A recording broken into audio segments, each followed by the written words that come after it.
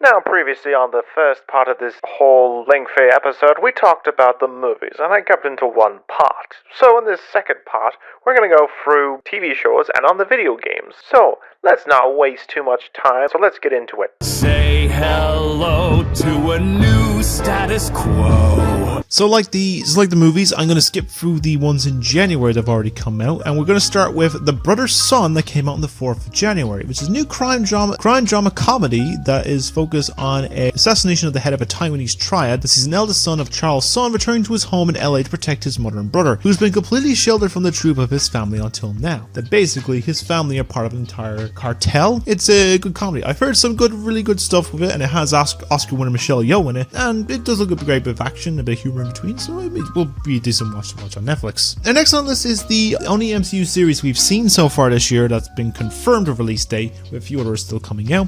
And this is of course with that full complete series of Echo. That will follow Maya, a character that we were introduced into Hawkeye, who is a deaf anti-hero who will delve into her past and heritage in order to bring down the empire that was once belonged to her adopted uncle of the Kingpin. Now the series was decent. I will probably do an in-depth review on it soon at some point. I got a few bits to cover anyway as well. And I have my doubts, but it's a decent method with like the mature rating and stuff like that. Like it could have gone a little bit more, but I'll get more into that when I do the review on it. And then for a series that started with a pilot episode on YouTube about 5 years ago and another spin-off series in funding with Amazon A24, we saw the launch of the first season of Hazbin Hotel back in late January. This followed Charlie, the Princess of Hell, who decided to help with the overcrowding of the underworld and the impending mass cleansing by opening up a hotel to help give those down the second chance to get into heaven. With some of our friends, loved ones, and other colorful characters, they will get into some hijinks, a bit of a song and dance, and hopefully make it all work out with just as best they can. Now, I remember watching the series back in 2019 and enjoyed it for its concept and animation, and I would say it is definitely worth a check out and worth a watch in the series for a possible hell of a good time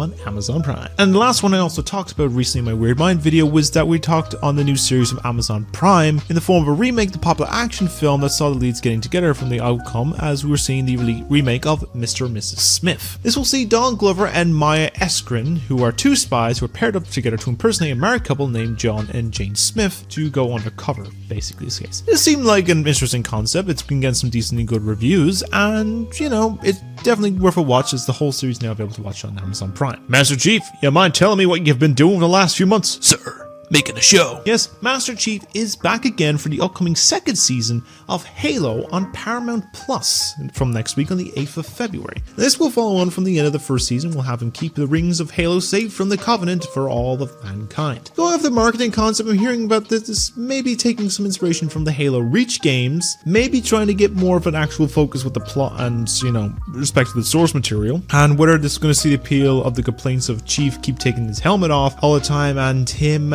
let's just say clapping cheeks, given in the game that he has no sex drive, but I'm sure we'll see how it all improves from the launch season when this comes out on the 8th of February. Now a series that has garnered some great reception in the US that's releasing here next week, which is of course the upcoming release of Ted, the Seth MacFarlane series. This will take place before the events of the original films and follow Ted and Johnny growing up in the 90s America and learn to deal with school, relationships, sex, family, drugs, and everything in between, all in this comedic fashion. Because the series of the character has been absent for nearly decades, seems like an interesting topic to go back to. I'm sure it'll be worth a watch and releases in early February on Sky. And then rounding out the series for February, we're seeing the elements of earth, water, fire, and air combined with the release of the live-action adaptation of Avatar: The Last Airbender for Netflix. This will follow on the animated series. We'll see an airbender named Aang to be discovered after the last Avatar had disappeared around 100 years ago, and with the aid of siblings Katara and Sokka, they will join forces to help him learn the other elements and become the true Avatar and stop the Fire Nation from taking over the world. Now, I was hesitant first. The trailer looked pretty good,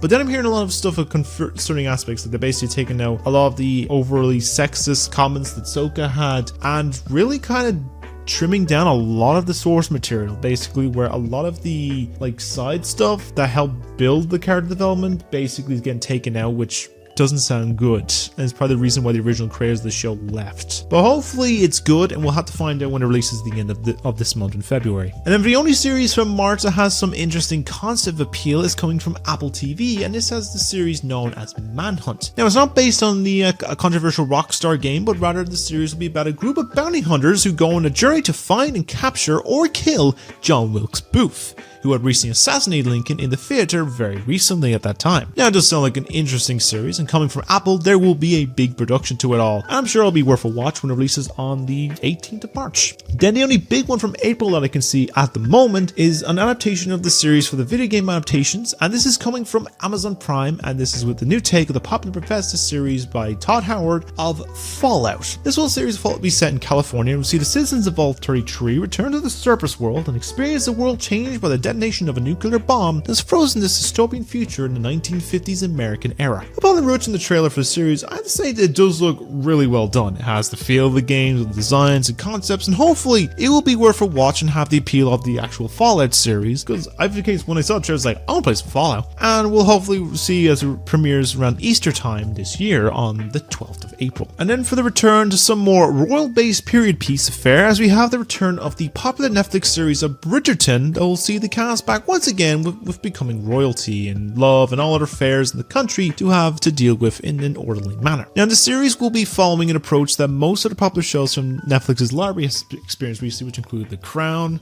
Witcher, Stranger Things, and probably a lot more over time, where it'll be split into two parts, with the first batch releasing on the 16th of May and the second part releasing on the 13th of June, so you can watch them either in half and half or in a full bundle whenever it drops in June. Then delving a fair bit into the year with a series that we know of a release month at least, is with the anticipated second season of Arcane, the video game adaptation series of League of Legends that will continue the story of Vi and Jinx in the elaborate world of Piltover and Zaun. Now, I'm sure they have been crafting this season for the better half of 3 years and will provide great storytelling and visually stunning animation in the process too, so we'll have to wait and see how it all looks out in the end. Now, as of writing this one now has a release date in the first half of March on the 14th, but we'll see the follow-up to the second half of Season 2 of Invincible. You'll see the follow-on from the end of the last episode where Mark has come across his father who left Earth at the end of the first season, following from the consequences and worries and the effects that will have on his character. The series has been very popular, I'm sure it will have the mass appeal when the next episode begins in March. Now, as for the ones that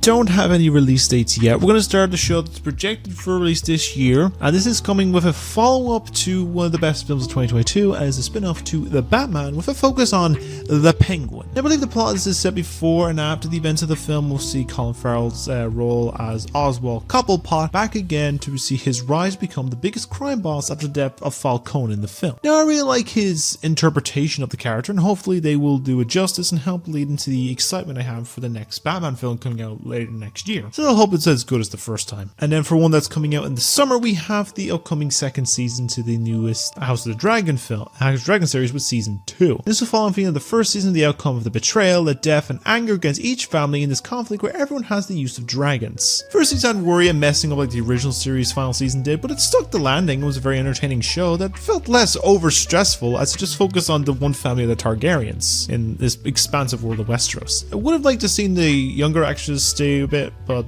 you know, hopefully we'll see more of it in the Alcock over time, but I'm sure we'll see more of the great stuff when it releases later in the summer. Now, on the basis of the superhero show side of things, we are delving into the focus with the animated side of shows and films. One of the most people are highly anticipated for is the continuation of beloved series from the 90s with X-Men 97. And technically this is the first MCU focused series of the X-Men, unless you count Ms. Marvel and the upcoming Deadpool as first. But we'll see some of the favorite characters like Wolverine, Professor X, Rogue, Beast, Storm, Magneto, and many more in the continuing adventure from the original series. It was unknown when it will drop, but I believe I've heard it's projected to get a March release. So it'll release before Deadpool 3, but we'll have to see. Now, initially subtitled Freshman Year, it looks like it's got a new form of an animated name to it that basically has everyone's favorite weapon himself in the form of friendly neighborhood Spider-Man. It's going to be set before his first few films, and we'll be seeing the character learning how to be a superhero for the first time while also dealing with his day-to-day situations of high school, home life while being a superhero. I think it makes more sense doing early years MCU Spidey in this form, as we have seen all the outcome before in the past. You know, we've seen the Maguire and Webb films, you know, Peter Parker gets bitten by a spider, his Uncle Ben dies, you get all that jazz. We don't think we ever get mention of Uncle Ben in the films, do we? I don't fucking know. But it'd probably be worth a fun watch. And on the last of the animated Marvel shows is one of the last ones announced recently, as it's been delving into the focus of the character of Black Panther with the series of Eyes of Wakanda. Now, for most cases, the series will be giving a focus on the land of Wakanda and also with some inhabitants and new tales and stories from the characters, which like that series about the Land of Fire story. If there was like that, was that cultural story series that came out last year? Can't remember its name. It's gone off my head. But it'd be an interesting thing to see some characters and focus stories on the ones from the past two films and some other new additions. Now, it's unclear if we will be seeing the likes of T'Challa in this, but I guess we'll have to find out when it releases later this year. I think it's projected for the summer. Now, with the first live-action MCU series earlier this year, there has been talks that we're going to at least get one more of it, and possibly the one that we're getting as the second series is the spin-off to WandaVision on the character Agatha Harkness, with Darkhold Diaries or Coven of Chaos or House of Harkness, whatever the thing is called now. And we'll likely see the backstory of Agatha, maybe see her deal with some new powerful threats or escape from her personality trap made by Wanda at the end of the series. I know like Aubrey Plaza is in this movie and apparently going to introduce some other characters in some capacity, but I'm sure we will learn about it over time. If this is the other series that we'll see released this year, or from those series another character introduced to the previous MCU film of the show, like Ironheart, we'll have to see. Then as for the Star Wars content, we are going to start with the first movie at the series that, while we have confirmed that the Bad Batch is coming out in February, we do have the reveal of the series of The Acolyte, which could see this year. Now, this is set a century before the events of Phantom Menace and the end of the High Republic era, and we'll see the former Padawan reuniting with his Jedi Master to investigate a series of crimes, but the forces they confront are more sinister than they are ever anticipated. Now, it does sound like it is something fresh being set before everything in the series, and we have been stuck between the original trilogy before the sequels to the moment. Having nothing that's set the century before the story of the Skywalkers is something that has been invested, and hopefully will turn out really good. And then the other one that seems likely to get released, because I think Andor's been confirmed, we don't know if it is this year, is a series known as Skeleton Crew, which has Jude Law in the title role. And this one is going to be telling the story of 4 younglings who went up on an adventure to try and get back home after getting lost in the galaxy after making a discovery about their home planet. So it's like kind of a coming of age story set in the galaxy far, far away, and it sounds pretty interesting and a cool cosmic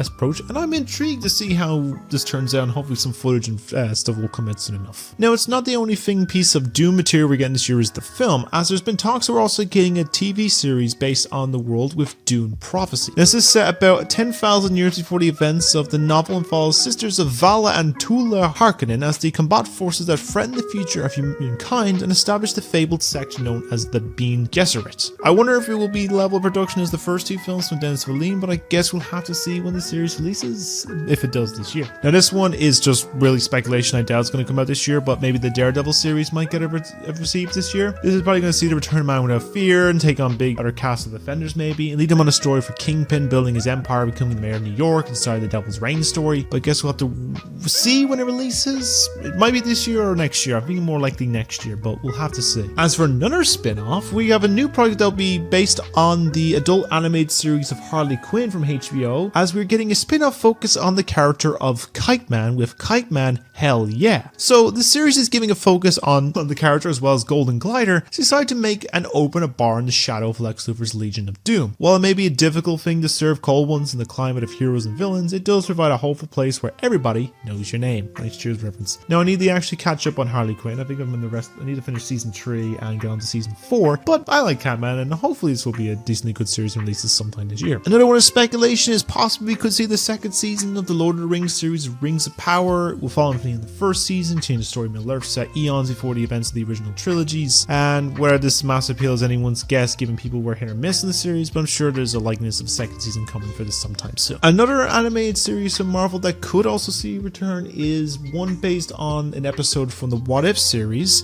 which is the Marvel Zombies one. Now, it could be an interesting take on it, them finding undead versions of characters. We know there's like some from Phase 4 and 5 are going to be introduced as like some of the survivor members of the team. Might see some from that episode still surviving, but we'll have to see if it comes out or not. I feel there might be a niece into New Year, but we'll have to see. As the side of Disney animation in terms of things, we are getting 2 Disney series, while also an animated Disney film in November, with the first one possibly being a series focused on Moana. Now, the news we know anyway with Moana is that we are getting a live action adaptation very soon. It was announced last year, even though the film is less than 10 years old, so they're really just getting fucking pushy now. And this one will probably focus on the likes of Moana and Maui exploring new worlds beyond her island home and have adventures along the way. And when we'll see some of the characters like the tribe from Island Home, or gods, maybe her, like, the spirit of her grandmother, and even the likes of Tamatoa is anyone's guess, but I guess we'll have to see over time whenever the series releases soon. As for the second Disney series, we're returning to the last full-fledged 2D animated film from Disney, as we'll be returning to the world of The Princess and the Frog with a series on Tiana. In this, we'll see her off on a grand new adventure as the newly crowned Princess of Maldonia, but a college where New Orleans past is still with her every step of the way. Now, it's set to be a musical series, and in most cases could have Prince Naveen, her mother Endora, Louis the Crocodile, many other characters that we've seen from the original film, but I'm sure we will learn more as the series releases sometime soon. And the last of the Marvel content coming out from all this is that at the end of season 2's release of What If, we got a teaser for the upcoming third season, which was confirmed at that point, which gave us a Thelma and Louise or fugitive style episode that has Red Guardian and the Winter Soldier running from the authorities. Now, we're also going to probably see some other ones, apparently like an episode focused on WandaVision where she watched musicals instead of sitcoms. We will also see the new version of Captain America in this series as well. So it sounds like there might be some interesting episodes coming along, but I'm sure we'll be a debate if the series will release this year or not. I'm thinking maybe could be in this year, but I'm thinking more next year. Now for superhero side of things, a bit more unhinged, where they swear, drink, and fuck. As we're getting the upcoming 4th season to Prime Video's The Boys sometime this year. Now this one seems a little topical as the series looks like it's getting a little political. We could be seeing Homelander become the leader of the free world, and Butcher Boy trying as much as he can to stop this right before he succumbs to a serious illness. Now in the comics, Homelander does become the president, I believe. So in this case, they're going to try and kill him off. I have no idea. Now the 3 seasons of spin-off all been really strongly received and appealed, so we'd likely case us to be on par with those seasons. I'm sure things will get fucked up and messy when this drops sometime this year. Now, it has been 3 years since a little South Korean show came into the public conscience, and many have been wondering where does it go from there. Well, thankfully, answers will hopefully be given as the second season of the popular series of Squid Game is on the way this year, which will see some of the remaining cast delve deeper into the accompanying conspiracy of those violent and deadly games, all with the chance of mass amounts of cash and appeal.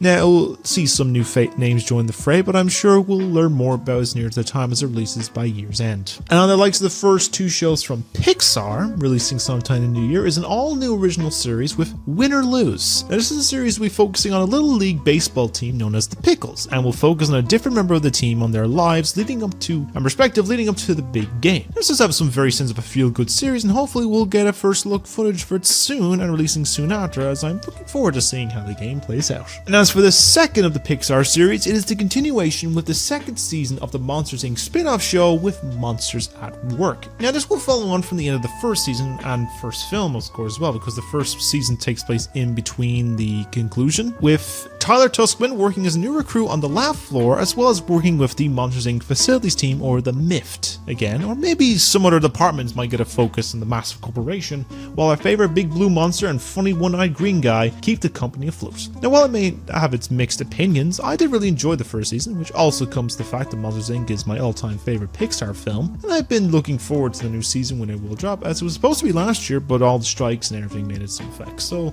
I can wait.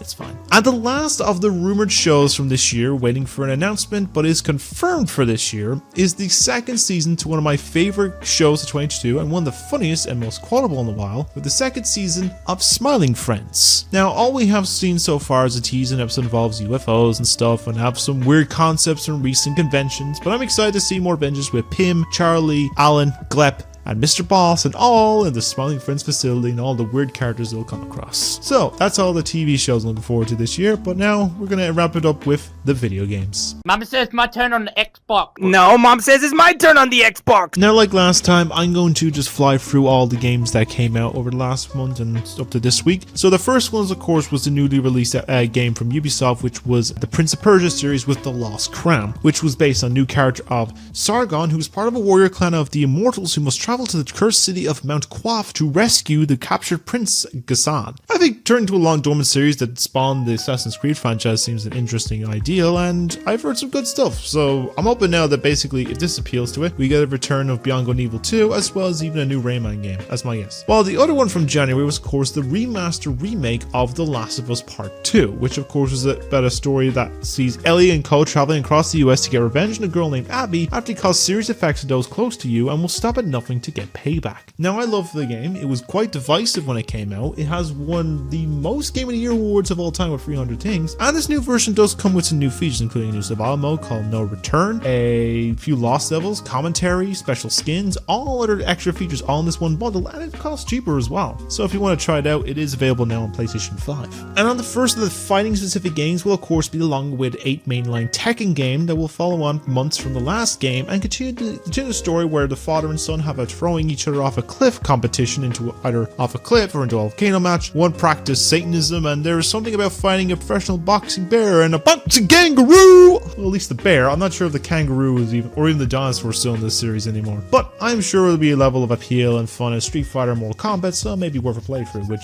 as I've heard from reviews, it seems to be that case. And the last one I could at least delve on quickly is the most divisive appeal and discussion for most of the games of this year, and this is with the newest game from acclaimed studio Rocksteady with the Suicide Squad Kill the Justice League game, which will have you play as Harley Quinn, Deadshot, Captain Boomerang, and King Shark in single player or co-op mode, and do exactly what it says in the title by any means necessary, which people got pissed about that you killed the Justice League when it's called to Kill the Justice League. Now, has been mirrored in drama from lack of appeal, underwhelming from the Gotham Knights game from 2 years ago, and then concerning leak from a battle pass system as a live game service, but I feel that the roadmap they showed and from other elements may turn itself around. That may at first be heavily critiqued, but at the end people will like it a little more. I like it. I've seen a few people that I follow actually like it as well, so you know, I will definitely be playing this game and I'm looking forward to it. But if someone I follow and watch this says enjoyable game, I know myself I have a lot of fun with it. I may delve into the topic of games and films and shows, a lot of debate and divine soon afterwards as well, kind of a case of like the whole thing I mentioned in the other video, but I'll get to when I do. So following this will then be a blast of the past with an all new HD touch-up as we see the age-old rivalry in the new remake of the classic Mario vs. Donkey Kong game. In this game, we'll see Mario travel across vast lands and play through challenging puzzles in order to obtain your specialized mini toys from the great ape of Donkey Kong. It's interesting to see the original game get a major design overhaul, and hopefully we'll see some more big new design releases of a DK or 3D Mario sometime soon.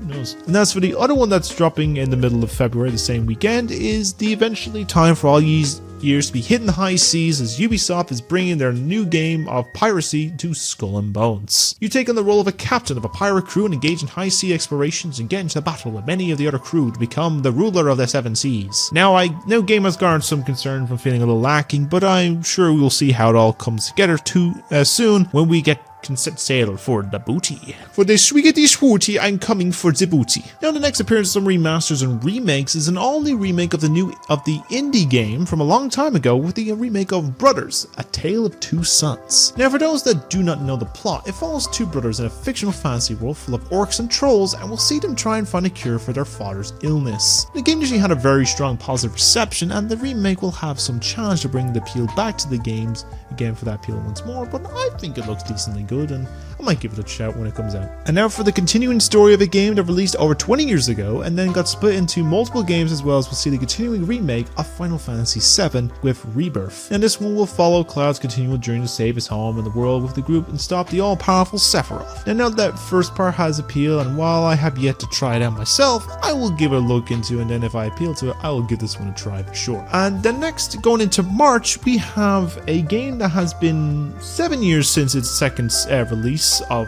the last game of the series, and now we return to an all-new full-fledged multiplayer game with The Outlast Trials. And this comes out on the 6th of March, and this will be set before the events of the original two games and set in the Cold War era, where you are tasked with taking on some experiments to delve to the center of insanity with the Murkoff Corporation. Now I tried this in the early closed alpha about 2 years ago, and while my PC was stuttering like a bitch, it was quite an interesting concept, and it'd probably be worth a try when it hits consoles and to see the difference in the next few weeks. And now a game that has its share of adaptations and game versions will return to the classic horror of Alone in the Dark. Now this game will follow the characters of Emily Hartwood and PI detective Edward Carnaby as they travel to Dictero Manor, a home for the mentally received, to investigate the disappearance of Emily's uncle to Jeremy Hartwood. Now I've seen some bits of advertising and viewings of the game, and it does look pretty good, and I believe there's a demo I should try out as well, but I'll be giving this a look when I can for some spookies goings on in the manor in mid-March. And if I'm not in the mood for something spooky and a bit more colourful and light-hearted, it has been quite a common thing that a certain princess has been the one, a plumber in overalls and strange power-ups, and has been nearly 2 decades since they've had their own spin-off game get a release, but now the Princess of the Mushroom Kingdom has now released a new game with Princess Peach Showtime. This is coming out the same weekend as Alone in the Dark, and we'll see Peach gets some new power-ups and the power of some unique stage shows found in the Sparkle Theater and must use them to help defeat the Wicked Grape and the Sour Bunch and rescue all those trapped in the shows. I believe it's time for more new editions of the world of Mario, and hopefully a game like this will do well and really well received and see more into the next Nintendo console. Give more focus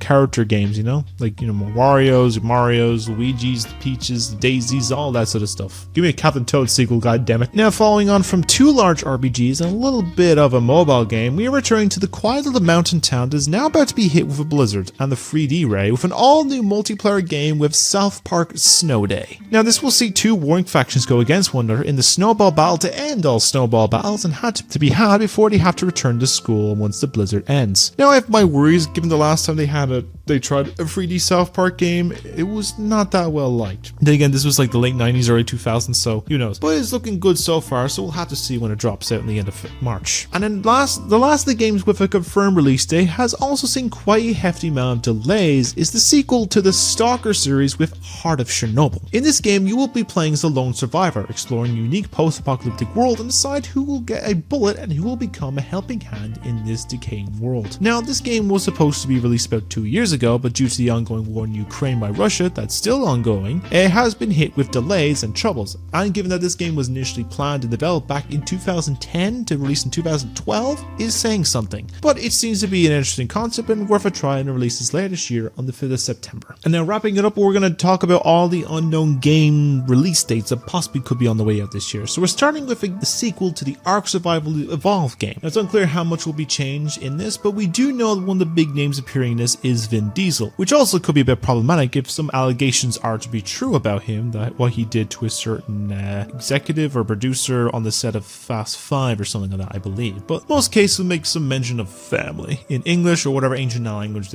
but I'm sure we'll learn about more of it soon. But then we have a new RPG from the studio of Obsidian that gave us Fallout New Vegas, Knights of the Old Republic 2, and South Park The Stick of Truth with the game of Avowed. Now, seeing as their answer to Skyrim, the game will be taking place in the world of Eora, a place known as the Living Lands, and you will take the control of an envoy from the Aedir Empire, who is assigned to the Living Lands to investigate the mysterious plague. Now, it does seem like an interesting concept, and usually Obsidian makes some decent games, so it'll be worth a look into when the game releases sometime this year. Now, this game in particular is quite the interesting and goofy narrative known simply as Baby Steps. Now, in this game, you play as a person named Nafe, a basement dweller in a onesie on a quest to walk through the Misty Valley and reach the top of a mountain and have you falling on your face. A lot. Now, the reason you may be falling is that this is made by the developers of the famous Flash game of QWOP, as well as the anger-inducing game of Getting Over It with Bennett Foddy. So, you can see is not going to be a very simple walk in the park, and more of a goofy man that may be a little intoxicated, but it'll be worth a play when it comes out soon. Now, in the continuing story of a follow-up to one of the best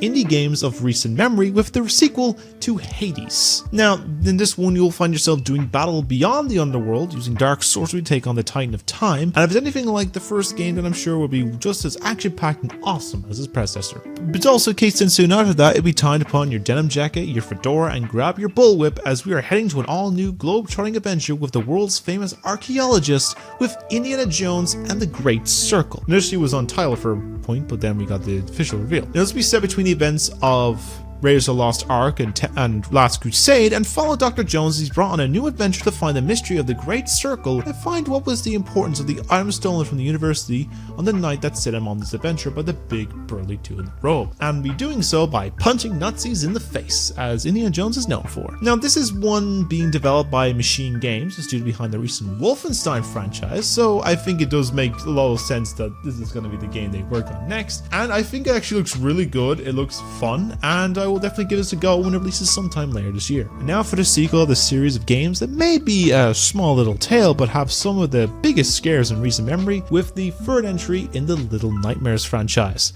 Now, this one will see the newest entry, where in this co-op adventure we'll have you playing as new characters of Lo and Alone as you search for a path for the two of them to find a way out of the nowhere and facing the fears of your childhood through unique puzzles and escaping dangerous creepy threats. Now, I love the original two as being some of the scariest puzzle games I've played in a long time, and I'm very excited to see the creepy inhabitants from the desolate town whenever that releases some point this summer. What a thrill to keep us waiting for a very long time, but to coincide with the 20th anniversary of this fan favorite game, Snake is back, and in an all new form in the remake of Metal Gear Solid Delta. Snake it out. Now, this will see Snake on one of the first covert missions deep in the jungle, where you face the embodiments of fears and emotions and some of the most dangerous adversaries, and make him the famous soldier the world has ever known. Now, this is the plan to give a remake of all the series, and doing so in order that will start with this and lead up to the last game in the series being 4 and possibly the Rising Revengeance? That's a nice argument, Senator. Why don't you back it up with a source? My source is that I made it the fuck up. But as hopefully this will be the outcome for being such a success. As for another game that has been getting a 20th anniversary release this year and seen as the best in the spin-off series, everyone's favorite Paper Plumber is returning to a classic release of the series in the HD remake of Paper Mario: The Thousand Year Door. As we'll see Mario and Peach traveling to Rogueport in search of an ancient treasure that holds great fortune and power, but soon Peach is kidnapped by an alien race known as the X-Nauts, and we'll see Mario teaming up with colorful companions to try and find the treasure and save the princess in the process. Now, I have played the original and it is such a great game and love all of the games in the series, so playing this one again but on the go is all worth it when I can. But what about his taller, greener brother Luigi? Well, it looks like we'll be returning to his year of celebrations with the highlight game of that year's franchise, as we're getting a HD remaster to 2014's Luigi's Mansion 2. Now, this game will have Luigi equipped with Professor Egad's Poltergust 3000 and travel across 5 manors of all types to capture ghosts, booze, and find and restore the Dark Moon, the one thing responsible for keeping all spirits from running rampant. Now, this one is seen as this sort of weird sequel compared to the more acclaimed original game that launched the GameCube, as well as the beloved third entry on the Switch, but all these games I really do enjoy, and I love this one as well, so I'm looking forward to playing this when it comes out sometime this summer. Now for something a bit more challenging and a bit dark mixed together, as we have the long-awaited sequel to the Hellblade series with Senua's Saga, and will be dropping in May of this year. Now this will follow on the events of the first game that will see Senua being intent on saving those who had fallen to the horrors of tyranny, must face a battle with overcoming the darkness within and without. To think that the first game was made to the deep level of detail and experience with only just 20 people is absolutely astounding, and hopefully be on the same level as the first game, and I think it'll be another successful games. I think it could be even a Game of the Year contender, but I could be completely wrong. Now, following the success of the remakes of the original 4 games in the Resident Evil franchise, the series that launched alongside it in competition is joining that fray with the remake of the most beloved in the series with Silent Hill 2. Now, this game, for those unaware, you play as James Sunderland, who travels to the mysterious town of Silent Hill after receiving a letter from his supposed dead wife and finding out the truth if this is real or all just an illusion in his head. Now, the original game is one of the most scariest games from all time. In the game, you do not have much options besides paying extortionate amounts for a second-hand copy on the PlayStation 1, paying extortionate amounts on the PS Plus subscription, and it's probably best not to play the HD remaster, as what they did to it was an absolute disgrace. And from what I've seen in visuals and gameplay, it seems to be in the right direction. Hopefully, it'll be a fantastic form. Now, it could be this year or it could be next year. We don't know yet. They haven't given a release date. But so technically, this is not a game, but more rather the possibility of new expansion DLC for one of the games, in particular last year's Spider-Man 2. I was also going to probably do it for Kill the Justice League, but I felt that's already been announced just releasing this year, so I want to keep it as that. And it's been the rumored info about the likes of possibly DLC that we'll see likes of Daredevil and the other characters like the Foot Clan and Hand Clan appear with some more story expansions similar to the first game. I'm sure they will unveil it very soon. I feel it would make sense to do so because they've been hinting at it in the game, but I don't know. And now another open world game from Ubisoft, and joining into the galaxy far, far away is the all-new game of Star Wars Outlaws. In this game, set between episodes 5 and 6, we'll put you in the role of Kay Vess, a scoundrel with a companion of Nyx, to make an attempt to create one of the biggest heists in the Outer Rim has ever seen. The idea of the open world Star Wars game that have you exploring vast planets, avoiding and taking on the outer reaches of space to do battle and escaping pursuers really sounds really cool, and the first bit of footage does look pretty great. And hopefully it'll be a fair bit of a fun to check out and explore whenever this game drops later on this year. Now I ask the question, when was the last time you thought of a game that was based on aliens? I know there was that Grey Hill Incident game last year, but that one was such a disappointment, but this new one, so far from its demos and trailers, looks a lot more interesting with They're Here. Alien Abduction Horror. This game will have you playing as Taylor Fox, journalist tasked with meeting with a farming couple who have been experiencing some very strange phenomena happening around their home. A nearby area will soon discover something otherworldly, maybe the one responsible for it all. Now, there has been 2 little demos, and from the visual standpoint it looks really well done. Some of the creep factor is done well too, and had me wondering how have we never seen an Alien game in a long time. Now, hopefully we'll see a return to something like this in the outcome. And the final title on this list is one that is speculation for the possibility of release, given it has been around 3 years since it was announced, but I feel following on from the Spider-Man games that I would feel it would make sense to release, possibly be well deep into development and possible release of the Wolverine game. In most cases, we'll be playing as everyone's favorite immortal Canadian superhero as he hacks and slashes his way through goons and enemies in some deep story that could even see some other X-Men characters show up now and again, but I guess it's up to speculation for the moment. Now, it's unclear if we'll see it this year or if those leaks indicate a different release, but I'm sure we'll see a release for it real soon. I'm sure we'll get some more info sometime this year. And with all of that now, that's all of the games that I'm looking forward to from this year.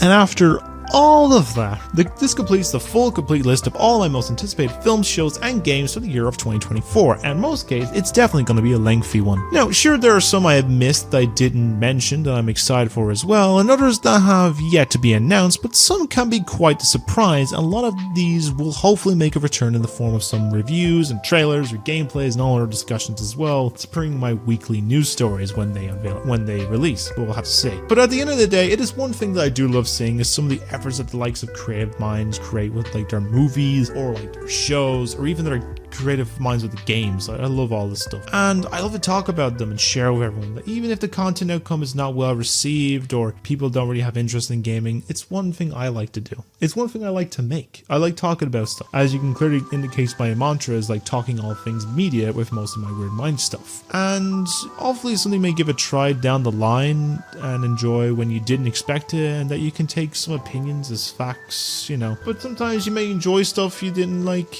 that you didn't have hope for, or maybe didn't like stuff that you were highly anticipated for, but it's hard to really say. But it's most cases just taking your own opinion on things and go with that, and maybe some will agree, some will not, but at the end of the day, what you enjoy is all that matters.